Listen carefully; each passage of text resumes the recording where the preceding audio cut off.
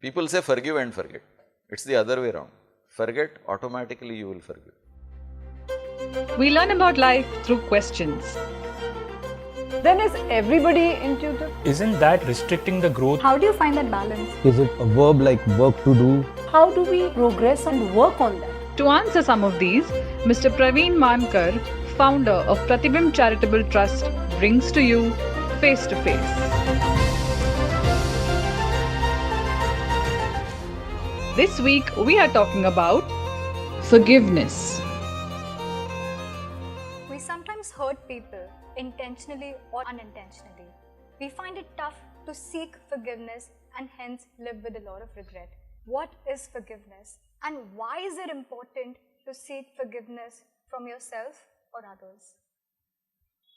Actually, forgiveness is an offshoot of forgetting. We do a lot of things and then we keep carrying them in our mind. That means we are not able to forget what was done in the past, whether it is done to us or whether we do it to somebody. Either way, we can't forget. I insulted you, you don't forget it. I got insulted, I don't forget it.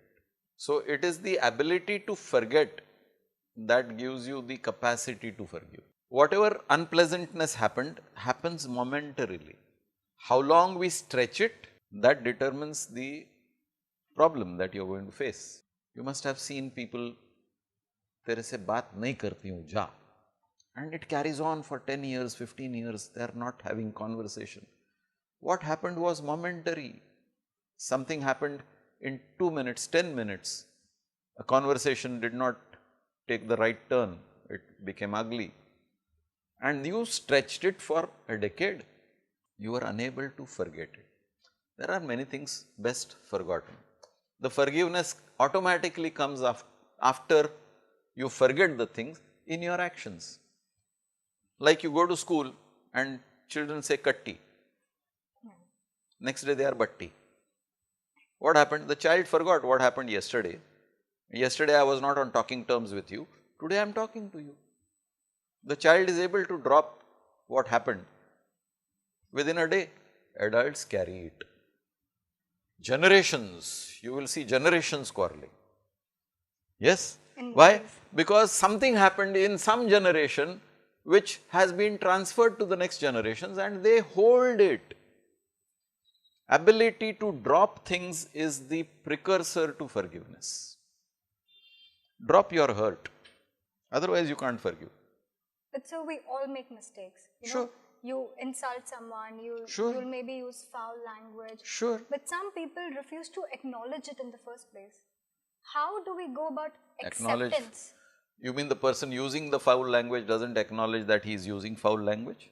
Naturally, because he is cultivated that way. If somebody has been cultivated to use foul language, for him foul language is nothing uncommon. You took it seriously. I mean, he used the foul language, he spoiled his mouth, he spoiled his tongue. Why are you getting upset? It shows his character, it shows his upbringing, it shows his society. What are you upset about? But so before we seek any forgiveness, I have to accept I've done something wrong? So see, now there are two things, there are two things. One is the recipient and one is the perpetrator.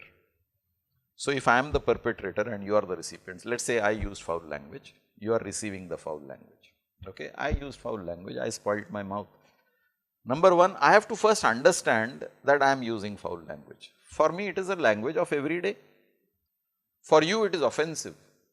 So, there are two things. I don't consider my language as foul. You consider my language as foul. Either you convince me that my language is foul and I get convinced, then there is a scope that I will change. Or you accept that this fellow's culture is like this, he is going to use foul language and it is not going to hurt me. Matter is over. So change of perception can get It's always perceptions. Everything is perceptions.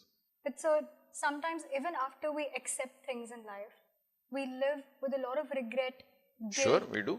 If you feel that you are doing something wrong, address it then and there.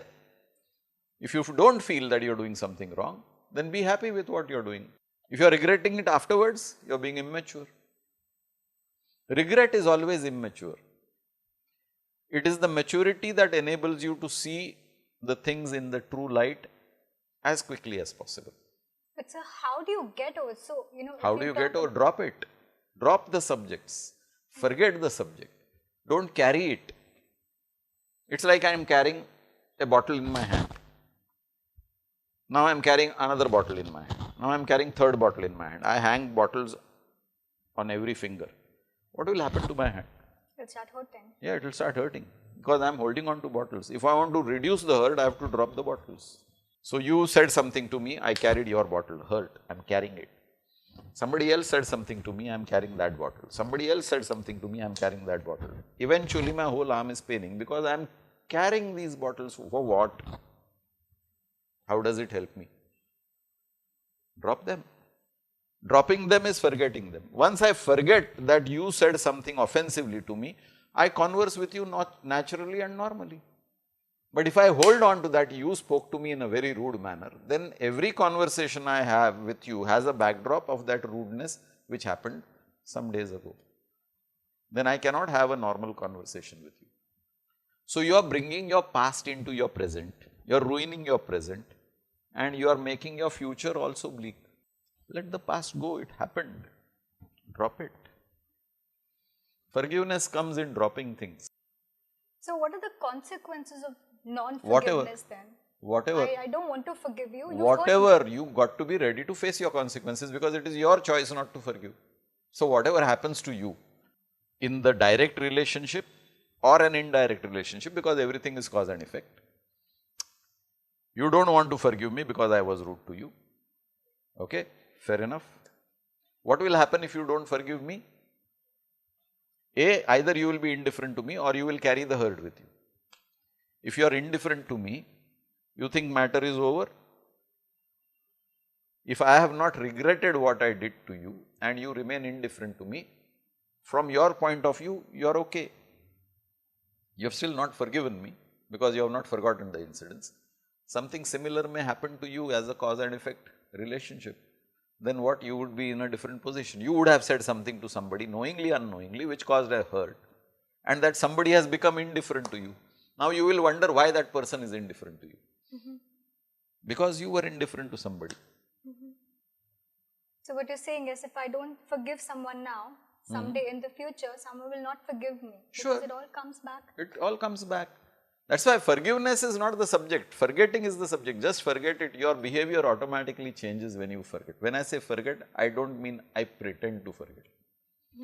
I must genuinely forget it, so what, okay. So, what I meant with consequences is that if I don't forgive, I'm only harming myself, either mentally or physically. Again I am saying that forgiving comes automatically with forgetting.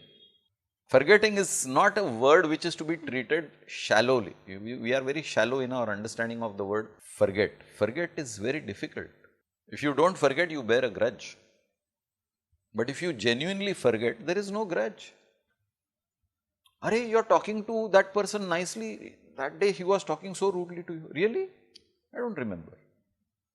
What happened? You don't remember. I have forgotten that he talked very rudely to me and my behavior to that person is normal and natural. Somebody else who is watching me is surprised. How can you be natural to that person who has insulted you? Really? I don't remember. In that I don't remember, the forgiveness automatically happened. You don't have to go and tell the person I forgive you. Your behavior with that person shows that you have forgotten and forgiven.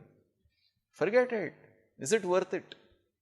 But to reach that forgetting stage, that's a good question. how do you Forget? It's all a matter of cultivation. You don't get harvest unless you cultivate, and cultivate requires a lot of care. When I say forget, it means genuinely forget from inside, not I don't express it and I pretend that I have forgotten, but I hold it in my heart. That's not forgetting. Just drop it. Cultivate that habit, drop it. People can't drop because they think it is a loss. You insulted me, how can I forget? My ego is hurt. My self-esteem is hurt. How can I forget? How dare you advise me to forget? So that's an ability you have to cultivate. But so there are two things. Either we make peace with it of what has happened, or do we forget? Or these are two different things. They are not two different things. The minute you forget, you have made peace. As long as you hold on to it, there is no peace. There is turmoil. Just like you developed skill in writing. It was not easy to start writing. Over a number of years you practiced writing and now you have the skill in writing. Forgetting is a skill. Forget it. Like friends say, na chhod de yaar. Jhagda mat kar, chhod de. Friends say it very easily, forget it. We don't do that in society. We hold on. So if I have to ask you, how do you truly forgive someone and cultivate that habit of forgetting? How do we do that? Truly cultivate the habit of forgetting, you will automatically forgive. Forgive is not something to be specially practiced. Learn how to forget and you will automatically forgive. Okay. People say forgive and forget. It's the other way around. Forget, automatically you will forgive.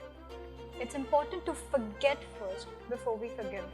You cannot change the past, but you definitely have the ability to change your future. So forget, forgive, and take a chance for making a new beginning in your life. Thank you. If you have some questions about life, please connect with us. Do not forget to like, share, subscribe, and press the bell icon for weekly updates.